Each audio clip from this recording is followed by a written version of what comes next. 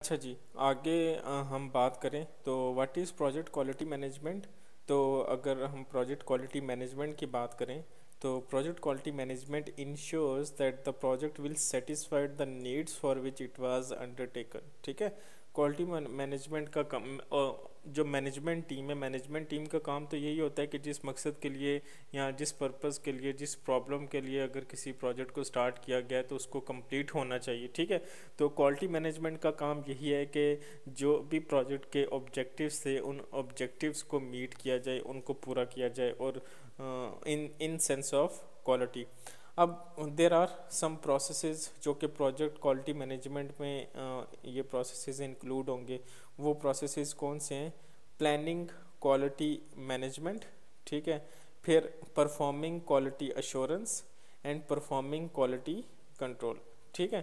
अगर हम बात करें तो planning quality management, performing quality assurance and performing quality control, these are three processes. हम इसे जो है तो यहाँ पे नंबर भी दे देते हैं। ये प्रोसेसेस जो है ये प्रोजेक्ट क्वालिटी मैनेजमेंट का पार्ट हैं। अब अगर हम फर्स्ट की बात करें प्लानिंग क्वालिटी मैनेजमेंट, तो इसमें हमें बताया जाता है कि identify which quality standards are relevant to the project. अब क्वालिटी के लिए भी हमारे पास डिफरेंट स्टैंडर्ड्स अवेलेबल हैं। ठीक है। आईएसओ के डिफरेंट स्टैंडर्ड्स हैं। तो उसमें से कौन से स्टैंडर्ड को हमने पिक करना है स्पेसिफिक प्रोजेक्ट के लिए, ये हम सारी चीज़ें प्लान करते हैं प्लानिंग क्वालिटी मैनेजमेंट प्रोसेसेस में। ठीक है। और हमने प्रोजेक्ट की जो क्वालिटी रिक्वायरमेंट है उसको कैसे सेटिस्फाई करना है, कौन कौन से मैयर्स हैं, मैट्रिक्स हैं। मैट्रिक का मतलब होता है कौन कौन से पैरामीटर्स हैं जिनको हमने फोकस करने हैं। ये सारी चीज़ें हम प्लान करेंगे प्लानिंग क्वालिटी मैनेजमेंट में। उसके बाद आ जाता है परफॉर्मिंग क्वालिटी अश्योरेंस। तो परफॉर्मिंग क्वालिटी अश्योरेंस का मतलब क्या है कि आपने इस चीज़ को इंश्योर करना है कि जो प्रोजेक्ट की परफॉर्मेंस है वो जो स्टैंडर्ड्स जो आप यूज़ कर रहे हैं उसके मुताबिक है, उसको सेटिस्फाई करें। ठीक है। ऐसा नहीं होना चाहिए कि आप कोई आईएसओ का स्टैंडर्ड तो यूज़ कर रहे हैं लेकिन प्रोजेक्ट की परफॉर्मेंस बिल्कुल लो आपकी आ रही हो। ठीक है। या रिजल्ट्स आपके जो है तो एज़ पर स्टैंडर्ड्स ना आ रहे हो। तो परफॉर्मिंग क्वालिटी एश्योरेंस में आप इस चीज़ को इंश्योर करते हैं कि अगर आप स्टैंडर्ड्स को यूज़ करते हैं तो आपकी जो रिक्वायर्ड आउटपुट है, जो सेटिस्फेक्शन लेवल है, वो आपने अचीव करना है इन टर्म्स ऑफ परफॉर्मेंस। उसके बाद आ जाता है परफॉर्मिंग क्वालिटी कंट्रोल। तो इसमें है monitoring specific project results to ensure that they comply with the relevant quality standards. इसमें क्वालिटी कंट्रोल में हमने बेसिकली इस चीज़ को इंश्योर करना है कि हमारे पास जो भी प्रोजेक्ट के रिजल्ट्स आ रहे हैं वो रिजल्ट्स जो स्टैंडर्ड्स की रिक्वायरमेंट है। ठीक है। जो इंटरनेशनल स्टैंडर्ड ऑर्गेनाइजेशन है उसने जो स्टैंडर्ड्स डिफ़ाइन किए हैं उसके मुताबिक हमारे पास रिजल्ट्स आने चाहिए। ठीक है। हम कहेंगे कि अगर उस एक स्टैंडर्ड के अंदर जो बताया गया है कि फॉर एग्जांपल रिलायबिलिटी रिक्वायरमेंट है या सिक्योरिटी रिक्वायरमेंट्स है वो 90% होनी चाहिए और मेरे पास रिजल्ट में भी 90% आ रहा है, तो इट्स मीन के हमने जो है तो इसकी क्वालिटी को एक अच्छे तरीके से कंट्रोल किया हुआ है। तो दीज आर द प्रोसेसेस जो कि प्रोसेस प्रोजेक्ट क्वालिटी मैनेजमेंट में हम परफॉर्म करते हैं। अब इसके बाद ये फर्दर थोड़ा सा इसको समराइज़ किया हुआ है प्रोजेक्ट क्वालिटी मैनेजमेंट समरी। तो जो सबसे पहले प्लानिंग प्रोसेस है तो प्लान क्वालिटी मैनेजमेंट, इसमें quality management plan, process improvement plan, quality metrics, quality checklist and project documents updates. अब ये सारी की सारी चीज़ें जो है ये प्लानिंग के फेज़ के अंदर हम इसको डिस्कस करते हैं। ठीक है। हम प्रोसेस इम्प्रूवमेंट प्लान का मतलब है कि अगर किसी जगह पे किसी कोई ऐसा हम कोई एक्टिविटीज़ या सेट ऑफ एक्टिविटीज़ या प्रोसेसेस को हम यूज़ कर रहे हैं जिनमें इम्प्रूवमेंट की गुंजाइश है तो उनको हम इम्प्रूव करेंगे। ठीक है। इसी तरह हम एक चेक लिस्ट बनाएंगे जिसके अंदर जिसको हम क्वालिटी चेक लिस्ट कहते हैं। ठीक है। उसमें लिस्ट डाउन करेंगे कौन कौन से ऐसे फैक्टर्स हैं जो कि क्वालिटी से रिलेटेड है, हम उनको जो है तो लिस्ट डाउन करेंगे और फिर उनके ऊपर काम करेंगे। तो ये सारा प्लानिंग फेज़ में आ जाएगा। उसके बाद जो हमारे पास एग्जीक्यूटिंग फेज़ है, एग्जीक्यूटिंग फेज़ के अंदर हम क्वालिटी एश्योरेंस करते हैं। तो क्वालिटी एश्योरेंस में हमारे पास चेंज रिक्वेस्ट आ जाती है। ठीक है। मतलब एक क्लाइंट है, क्लाइंट कहता है कि मैंने अपनी जो रिक्वायरमेंट है, ठीक है, मेरी जो रिक्वायरमेंट है वो चेंज हो गई है। तो फिर आप ये देखते हैं कि अगर क्लाइंट की आप रिक्वायरमेंट जो चेंज रिक्वेस्ट आ रही है अगर आप इसको एक्सेप्ट करेंगे तो प्रोजेक्ट पे इसका क्या इम्पैक्ट होगा और क्वालिटी पे क्या इम्पैक्ट होगा। ठीक है। तो इसको हम कहते हैं चेंज रिक्वेस्ट। फिर project management plan, update, project documents update, और अगर कोई चेंज रिक्वेस्ट आएगी तो उसके साथ साथ आपके सारे प्लान्स और जितनी आपकी डॉक्यूमेंट्स हैं वो सारी की सारी आप उसको भी साथ साथ अपडेट करेंगे। ठीक है, तो ये आपका आ जाएगा क्वालिटी अश्योरेंस में आ जाएगा कि जो भी आपकी रिक्वायरमेंट्स हैं उन रिक्वायरमेंट्स के मुताबिक आपने डेवलपमेंट को इंश्योर करने। फिर मॉनिटरिंग एंड कंट्रोलिंग में परफॉर्म क्वालिटी कंट्रोल, और quality control measurements validated changes, मतलब जो चेंज की रिक्वेस्ट आई थी वो चेंजेस आपने ठीक तरीके से अपने प्रोजेक्ट में इनकॉर्पोरेट कर दिए हैं। फिर वैलिडेटेड डिलीवरेबल्स, मतलब जो हमने डिलीवरेबल्स देने थे, जो रिजल्ट्स हर फेज़ के बाद जो हमने जो है तो आउटपुट देनी थी, वो सारे output as per plans I है हमारे पास। ठीक है, फिर डॉक्यूमेंट्स को अपडेट करने, फिर जो है तो ऑर्गेनाइजेशनल एसेट अपडेट, मतलब ऑर्गेनाइजेशन के पास कौन कौन से फंड्स अवेलेबल हैं, रिसोर्सेज कितनी रह गई हैं। तो ये कुछ planning, executing and monitoring and controlling के जो मेजर प्रोसेसेस थे उनके बारे में आपको बताया गया था कि कैसे हम करते हैं, और ये सब आते हैं प्रोजेक्ट क्वालिटी मैनेजमेंट के अंडर। उसके बाद अगर हम बात करें परफॉर्मिंग क्वालिटी एश्योरेंस की फर्दर, तो quality assurance includes all the activities related to satisfying the relevant quality standards for a project. ठीक है, मतलब जो भी हमने किसी प्रोजेक्ट के लिए स्टैंडर्ड को चूज़ किया है कि हमने इस क्वालिटी स्टैंडर्ड को फॉलो करना है, तो क्वालिटी एश्योरेंस वालों का काम क्या होगा कि वो बस इस चीज़ को इंश्योर करेंगे कि आप उस स्टैंडर्ड को फॉलो करें। ठीक है, ये बस उस चीज़ को इंश्योर करेंगे। फॉर एग्जांपल मैं कहता हूँ कि मैंने कुछ कोर्सेज पिक करने हैं। ठीक है, कोर्स इनरोलमेंट के लिए फॉर एग्जांपल जैसे स्टूडेंट्स हैं, तो स्टूडेंट्स अगर कुछ कोर्सेज को सिलेक्ट करते हैं कि इस सेमेस्टर के अंदर आपने इन कोर्सेज को पढ़ना है, तो क्वालिटी एश्योरेंस वालों का काम होगा कि फिर वो इस चीज़ को इंश्योर करें कि वही कोर्सेज होने चाहिए, इसके अलावा और कोई कोर्सेज आपके सेमेस्टर में ऐड ना हो। ठीक है, तो ये काम होता है क्वालिटी एश्योरेंस का। फिर benchmarking generate ideas for quality improvements by comparing specific project practices और product characteristics to those of other project within or outside the performing organizing। तो बेंचमार्किंग में हम बेसिकली क्या करते हैं कि हम अपने कंपेटिटर्स को देखते हैं और हम ये देखते हैं कि हमारे कंपेटिटर्स कैसे काम कर रहे हैं, और हम अपने कंपेटिटर्स के साथ अपना कंपैरिजन करते हैं, और उसके बाद हम देखते हैं कि हम कहाँ पे लाइक करते हैं और कहाँ पे ज़रूरत है कि हम जो है अपने आप को, अपने प्रोसेसेस को इम्प्रूव कर सकें।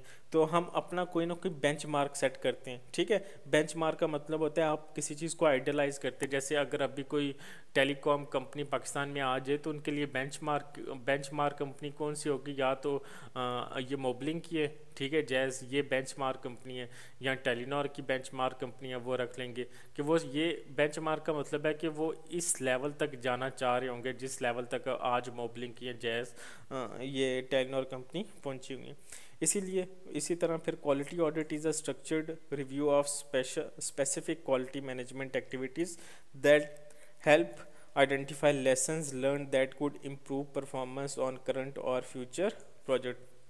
तो क्वालिटी ऑडिट्स में हम इस चीज़ को इंश्योर करते हैं कि जो भी क्वालिटी की रिक्वायरमेंट्स थी, जो स्टैंडर्ड से, उन सब को जो है तो फॉलो किया गया, और कहीं पे अगर कोई प्रॉब्लम रह गई है तो उस चीज़ को हाईलाइट किया जाए कि फ्यूचर में वो उस प्रॉब्लम को दोबारा ना दोहराया जाए। ठीक है, तो इस चीज़ को हम ऑडिट कहते हैं।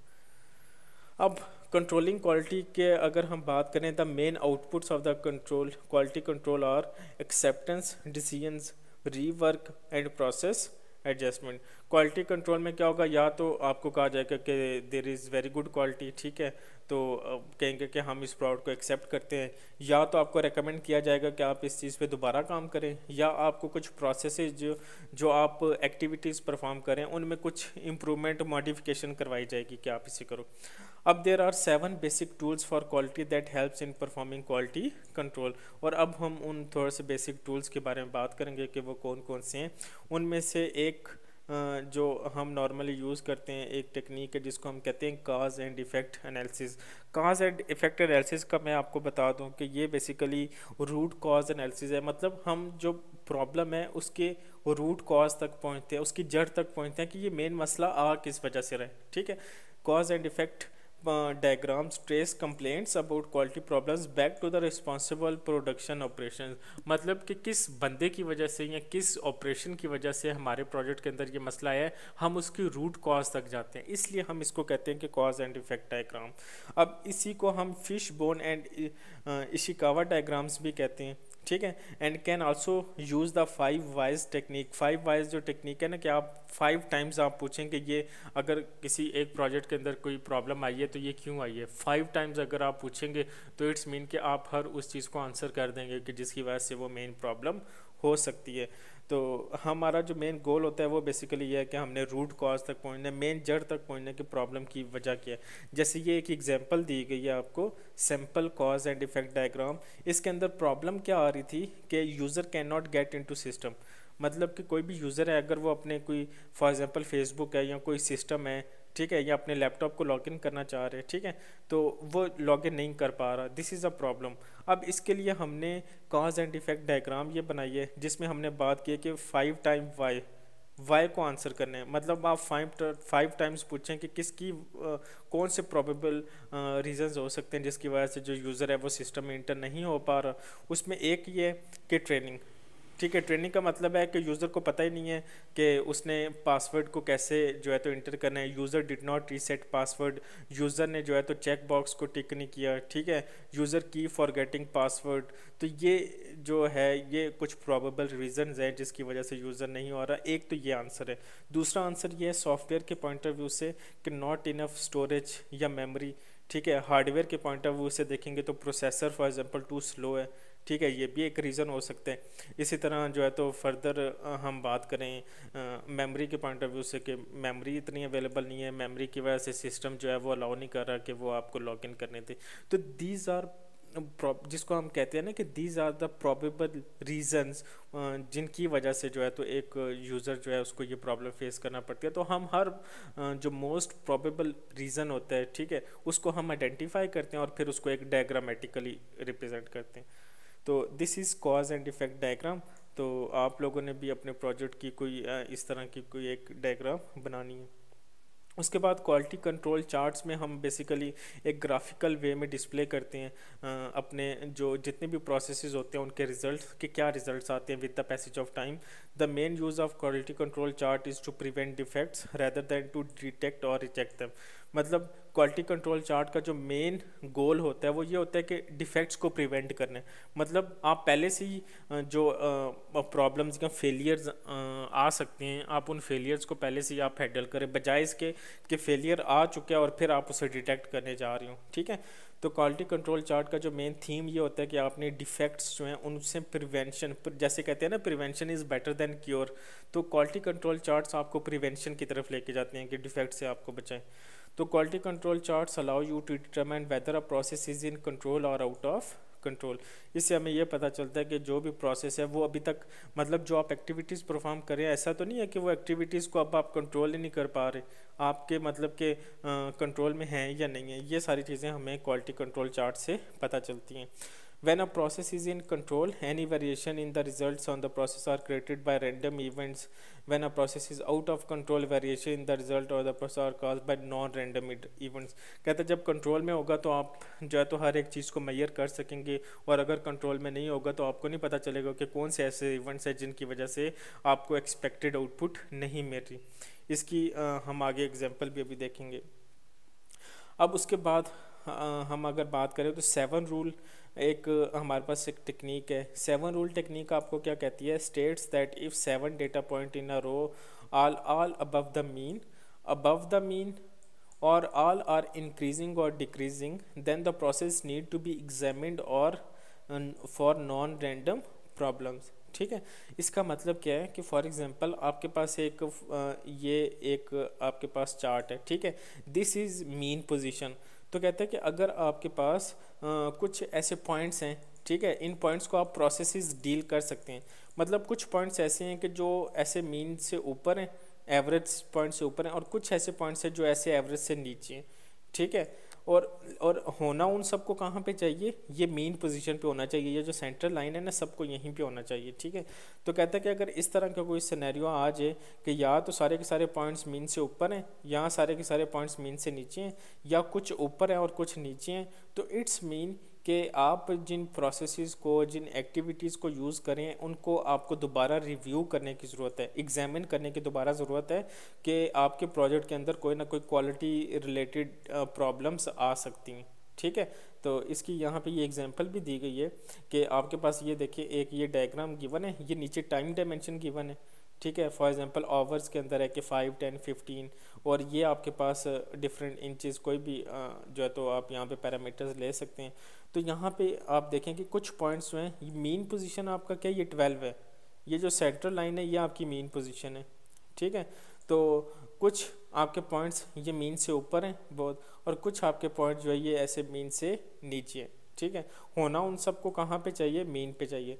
तो इट्स मीन कि देर इज़ अ नीड कि आप इन सारे पॉइंट्स को जो है तो दोबारा से री एग्जामिन करें और चेक करें कि क्वालिटी इश्यूज कहाँ पे आ रहे हैं। इसको हम कहते हैं बेसिकली कि these are also control charts as well. अच्छा, इसके बाद अगर हम चेक लिस्ट की बात करें तो check list is use to collect and analyse data. It is sometimes called a tally sheet और check list depending on its format. तो चेक लिस्ट का मतलब क्या है कि आपने सिंपल इस चीज़ को इंश्योर करना है कि for example Monday, Tuesday, Wednesday, Thursday, तो आपने हर वीक के अंदर हर दिन कौन कौन से टास्क थे क्वालिटी रिलेटेड जो आपने परफॉर्म करने थे, तो बस आप जैसे कहते हैं ना टू डू लिस्ट होती है, वो आप एक बनाते हैं, ठीक है। तो आपने सिंपल एक चेक लिस्ट बनानी है, तो आपने उनको जो है तो फिर मार्क करते रहने। जैसे यहाँ पे ईमेल है, टेक्स्ट है, फ़ोन कॉल है, ठीक है। तो यहाँ पे ये हमने मंडे, ट्यूसडे, वेडनेसडे, थर्सडे, मतलब कि आपने एक चेक लिस्ट बनाई हुई है, और अगर आप ईमेल करते हैं तो आप बस इसको एक को क्रॉस कर देंगे, ठीक है। इसी तरह फिर सेकंड टाइम क्रॉस करेंगे। तो ये एक टैली बुक टाइप, क्योंकि इसमें हम ये ऐसे ये टैली मार्क्स को यूज़ कर रहे हैं, तो इसलिए हम कहते हैं कि ये टैली बुक की तरह की होती हैं चेकलिस्ट, जिसको आप यूज़ कर सकते हैं सिस्टम कंप्लेंट्स के लिए या किसी भी पर्पस के लिए। इसी तरह scatter diagrams help to show if there is some relationship between two variables. The closer data points are to a diagonal line, the more closely the two variables are related. मतलब कि ये एक ऐसी diagram होती है जिसमें हम दो वेरिएबल्स हैं, कोई भी प्रोजेक्ट के वेरिएबल्स हो सकते हैं, ठीक है। जैसे for example height and width है, दो वेरिएबल है, तो आप कह सकते हैं कि अगर ये डायगोनल पॉइंट से जो है तो बिल्कुल एक दूसरे से क्लोजली रिलेट कर रहे होंगे, तो इट्स मीन के दे आर क्लोजली रिलेटेड। जैसे हमारे पास यूज़र सेटिस्फेक्शन रेटिंग है, ठीक है, कि एंड एज ऑफ रिस्पोंडेंट, मतलब जिन लोगों ने एक फीडबैक दिया है 10, 20, 30, 40, 50, 60, तो यहाँ पे हमारे पास वर्टिकली तो एज गिवन है, और यूज़र ने हमें क्या रेटिंग दी है वो हमारे पास हॉरिजेंटली है, ठीक है। तो यहाँ पे स्कैटर डायग्राम के अंदर उन पॉइंट्स को हमने यहाँ पे जो है तो यहाँ पे वो कर दिए, प्लॉट कर दिए, और ये देखेंगे जो पॉइंट्स एक दूसरे के साथ करीब है तो इट्स मीन कि दे आर क्लोजली रिलेटेड, ठीक है। तो स्कैटर डायग्राम से हमें सिर्फ ये पता चल जाता है कि कौन कौन से ऐसे वेरिएबल्स हैं तो वो एक दूसरे के साथ क्लोजली रिलेटेड हैं, कौन से क्लोजली रिलेटेड नहीं है। इसी तरह हिस्टोग्राम है। Histogram is distribution of variables. Histogram normally जब आप क्रिकेट मैच होता है तो उसमें आपको स्कोर्स के बारे में पता चलता है, जैसे यहाँ पे एक नंबर ऑफ कंप्लेंट्स और वीक, कि इसमें आपको ये पता चला है कि एक वीक के अंदर कितनी टोटल नंबर ऑफ कंप्लेंट्स आ रही हैं। तो ये इस तरह के, इसी तरह आपको ये भी बताया जा सकता है कि ये नंबर ऑफ ओवर्स हैं, और यहाँ पे स्कोर बताया हो कि ओवर्स में कितना स्कोर पार्ट है, ठीक है। तो हिस्टोग्राम में आप इस तरह के इन्फॉर्मेशन को रिप्रेजेंट कर सकते हैं। तो यहाँ पे फॉर एग्जांपल ये जो हमारे पास 2 है, सेकंड वीक के अंदर फॉर एग्जांपल ये 92 जो है तो नंबर ऑफ कंप्लेंट्स आई हैं, ठीक है। तो हमें ये हिस्टोग्राम देखने के साथ ही पता चल जाता है कि सबसे ज़्यादा कंप्लेंट्स कहाँ पे आई हैं, क्योंकि ग्राफिकल वे से हम चीज़ों को ज़्यादा बेहतर और जल्दी तरीके से अंडरस्टैंड करते हैं। इसी तरह आप Pareto chart is a histogram that help you to identify and prioritize problem areas. तो पैरेटो चार्ट जो है ये बेसिकली हम अपनी प्रॉब्लम्स को जो है तो प्रायोरिटाइज करने के लिए यूज़ कर सकते हैं। अब इसको 80-20 रूल भी हम कहते हैं, ठीक है, 80-20 रूल भी कहते हैं, meaning that 80% of the problems are often due to 20% of the causes. मतलब ये है कि 20% आपके सॉफ्टवेयर के अंदर होती तो 20% जो है तो प्रॉब्लम्स हैं, लेकिन क्योंकि उन 20% प्रॉब्लम्स को सॉल्व नहीं किया जाता जो कि बाकी 80% प्रॉब्लम्स की वजह बनती हैं, ठीक है। तो इसलिए फिर हम ये पैरेटो एनालिसिस करते हैं। तो ये एक सैम्पल आपको यहाँ पे चार्ट गिवन है पैरेटो एनालिसिस का। अब इसमें देखिए कि हमारे पास ये नंबर ऑफ कंप्लेंट्स हैं, वर्टिकली तो नंबर ऑफ कंप्लेंट्स हैं, और जो प्रॉब्लम्स हैं उन प्रॉब्लम्स को यहाँ पे ये मेंशन कर दिए, ठीक है, कि जो प्रॉब्लम्स है। अब login problem, system mockup, system is too slow, system hard disk, फिर रिपोर्ट्स आर इनएक्यूरेट। अब इसमें जो सबसे ज़्यादा प्रॉब्लम्स आ रही हैं वो किसकी वजह से आ रही, लॉगिन प्रॉब्लम। ठीक है, लॉगिन प्रॉब्लम की सबसे ज़्यादा आपके पास कंप्लेंट्स आ रही हैं। तो इट्स मीन कि अगर हम ये लॉगिन प्रॉब्लम की जो एक प्रॉब्लम है, अगर हम इसको सॉल्व कर देंगे तो ओवरऑल हमारा जो प्रोजेक्ट के अंदर या सिस्टम के अंदर प्रॉब्लम्स आ रही हैं वो ऑटोमेटिकली नंबर रिड्यूस हो जाएगा और हमारे बहुत से मसले हल हो जाएंगे। ठीक है, तो पेरेटो चार्ट से हमें ये पता चलता है कि हमारी प्रायोरिटीज़ क्या है, हमने सबसे पहले किस प्रॉब्लम को सॉल्व करना है और कौन सी ऐसी मेन प्रॉब्लम है जिसकी वजह से ओवरऑल हमारा सिस्टम डिस्टर्ब हो रहा है। इसके बाद हमारे पास रन चार्ट्स आ जाते हैं। In addition to flow chart, run chart also use to for stratification, a technique that shows data from variety of sources to see if a pattern emerges. Run chart display the history, मतलब अगर आपने किसी एक process की history को मतलब जैसे हम कहते हैं ना कि फ्रॉम ओवर 1 to 50, अगर हमने ये बताना है कि हर ओवर में कितना स्कोर बना था तो उसके लिए हम रन चार्ट्स को बना सकते हैं। ठीक है, अगर हम किसी प्रोसेसेस की हिस्ट्री बतानी है कि फ्रॉम डे 1 to डे 30 उस प्रोसेस में के अंदर हमने क्या क्या काम किया, तो उसके लिए हम रन चार्ट्स को मेंशन कर सकते हैं। ठीक है, तो इसकी ये एग्जांपल भी है यहाँ पे कि डिफेक्ट 1, डिफेक्ट 2, डिफेक्ट 3, मतलब सबसे पहले डिफेक्ट 1 था, उसकी वजह से अगर कोई डिफेक्ट 2 आया है, फिर उसकी वजह से डिफेक्ट 3 आया है, तो ये हम उसके लिए फिर ये रन चार्ट्स बना सकते हैं कि ये हमारे पास जनवरी, फरवरी, यहाँ पे हमने वो मंथ्स दिए हुए हैं, यहाँ पे हमने फ्रीक्वेंसी दी है। ठीक है, तो हम रन चार्ट्स के अंदर सिंपल सिर्फ ये बताते हैं कि अगर कोई डिफेक्ट्स आए हैं तो कब डिफेक्ट आना स्टार्ट हुए थे और उनके अंदर इम्प्रूवमेंट कैसे आती रही है। ठीक है, तो रन चार्ट बेसिकली सिर्फ आपकी एक आउटपुट बताते हैं। इसको मैं आसान लफ्ज़ों में मज़ीद समझाऊं तो जैसे ये स्मार्ट वॉचेस होती हैं, आप अगर कहीं बाहर जाएं ना वॉक करने के लिए, या तो आप जब अपनी स्मार्ट वॉच को जो है तो स्टार्ट करेंगे और रनिंग अपनी स्टार्ट करते हैं, तो from that point two and के जब आप जो है तो अपनी एक्सरसाइज को स्टॉप करेंगे, तो जब आप उसे स्टॉप करते हैं ना तो वो आपको एक पूरा आपका चार्ट बताना शुरू कर देता है कि आपने कितने टाइम के लिए आपने रनिंग की है, आपने कितनी रेस्ट की है। तो ये सारी चीज़ें, इस सारी चीज़ को हम कहते हैं this is the run chart, जो आपकी सारी हिस्ट्री को एक्सप्लेन करते हैं।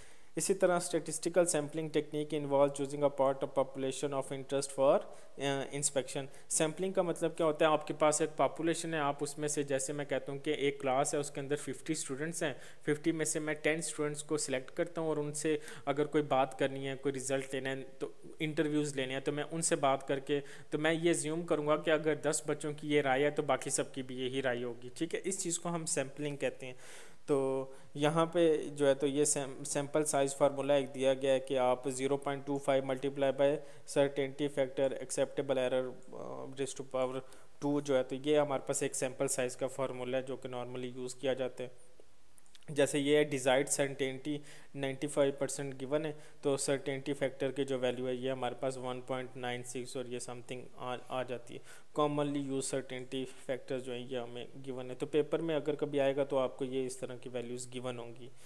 फिर इसी तरह नॉर्मल डिस्ट्रीब्यूशन, स्टैंडर्ड डेविएशन, ये नॉर्मली स्टेटिस्टिक्स में पढ़ते हैं कि standard deviation from one point two another या मीन पोजीशन से कितना जो है तो डिफरेंस आ रहा है, इसके लिए हम ये स्टैंडर्ड डेविएशन को यूज़ किया करते हैं। ये इतना आपके रिलेटेड नहीं है। फिर इसके बाद सिग्मा एंड डिफेक्टिव यूनिट्स, तो इसमें जो है तो बेसिकली आपको ये बताया जाता है कि percentage of population with in range, मतलब जो भी आपने कोई रेंज सेलेक्ट की होगी आपको वो रेंज बताएंगे। ठीक है, ये फॉर एग्जांपल आप कह लें कि 68 मिलियन है, 95 मिलियन है, 99 मिलियन है। ठीक है, और ये डिफेक्टिव यूनिट्स पर बिलियन, मतलब कि पर बिलियन में जो है तो इसमें डिफेक्ट्स कितने आ रहे हैं। या आपकी किसी प्रोडक्ट की आप बात कर लें, फॉर एग्जांपल वैक्सीन की अगर आप बात करते हैं तो आप कहें कि ये हमारी percentage of population with in, मतलब हमारी रेंज के अंदर जो पॉपुलेशन आ रही है उसकी परसेंटेज कितनी है, और अगर जो है तो कोई डिफेक्टिव यूनिट्स पर बिलियन की अगर हम बात करें तो वो क्या। तो ये जस्ट एक टेबल के अंदर आपको ये चीज़ें बस एक्सप्लेन की गई हैं, आपने इसको एक नज़र देख लेना है। बुक के अंदर इसको मज़ीद एक्सप्लेन किया गया तो आपने बुक को रेफ़र करना है अगर इसका समझ में नहीं आएगा इतना। सिग्मा कन्वर्जन टेबल, ये आपको एक टेबल दिया गया है, इसमें ये आपको बताया गया है कि यील्ड, मतलब जो आपका रिज़ल्ट है वो 3169, फिर डिफेक्ट्स पर मिलियन अपॉर्चुनिटीज़, ये आपको डिफेक्ट्स गिवन है। तो इसको बस एक नज़र आपने देखना है कि ये वैल्यू जस्ट एक एग्जांपल आपको बताई गई है कि कैसे इसको देख। फिर modern quality management Modern quality management requires customer satisfaction, prevention to inspection, recognizes management responsibility for quality. क्या आजकल ऑब्वियसली के क्वालिटी मैनेजमेंट का मेन फोकस कस्टमर सेटिस्फेक्शन के ऊपर ही होता है, और प्रिवेंशन टू इंस्पेक्शन के बजाय इसके के बाद में हम चीज़ों को देखें कि हम मेन प्रॉब्लम्स कहाँ पे आ रही है। इंस्पेक्शन में हम क्या करते हैं, एरर्स को, बग्स को फाइंड करते हैं, तो उससे बचने के लिए फिर हम क्वालिटी मैनेजमेंट करते हैं कि हम पहले ही क्वालिटी को इंश्योर करें। और note worthy quality experts include Deming, cross bye, Ishika, ठीक है। तो ये जितने भी एक्सपर्ट्स हैं इन्होंने इस क्वालिटी मैनेजमेंट की इन गाइडलाइंस को जो है तो बेसिकली फार्मूलेट किया। तो ये थोड़ा सा उनके बारे में बताया गया कि Deming was famous for his work in rebuilding Japan and his 14 points of management. इसने कुछ अपने 14 पॉइंट्स दिए थे कि मैनेजमेंट से रिलेटेड। इसी तरह जुरान ने एक बुक लिखी थी, क्वालिटी कंट्रोल हैंडबुक। इसी तरह क्रॉस बाय ने quality is free and suggested to organize strive for zero defect. Strive for zero defects का मतलब है कि आप कोशिश करें कि आपके प्रोजेक्ट के अंदर कोई डिफेक्ट बचे ही ना, जो कि प्रैक्टिकली तो इम्पॉसिबल है, कोई ना कोई डिफेक्ट रहता है। लेकिन इसने कहा था कि आप हमेशा इस चीज़ की कोशिश करते रहें और डिफेक्ट्स को, एरर्स को फाइंड करते रहें, ठीक है। और आपकी कोशिश ये होनी चाहिए कि ज़ीरो डिफेक्ट्स रह जाएँ। इसी तरह इशिकावा ने develop the concept of quality circles and fish bone diagrams. तो ये इसी तरह बाकी एक्सपर्ट्स हैं जिन्होंने ये quality control and quality assurance के अंदर काम किया हुआ है। ये बुक के अंदर इनका रेफरेंस भी दिया गया। और आपने जो है तो ये डेमिंग के जो 14 पॉइंट्स ऑफ मैनेजमेंट हैं इनको रीड आउट करने हैं, ठीक है, कि ये पॉइंट्स कौन से हैं। ये आपसे पेपर में कभी पूछा जा सकता है। तो this is all about today's lecture. अगर आपको कोई क्वेश्चन है इस लेक्चर के अंदर तो आप मेरे से पूछ सकते हैं। Thank you.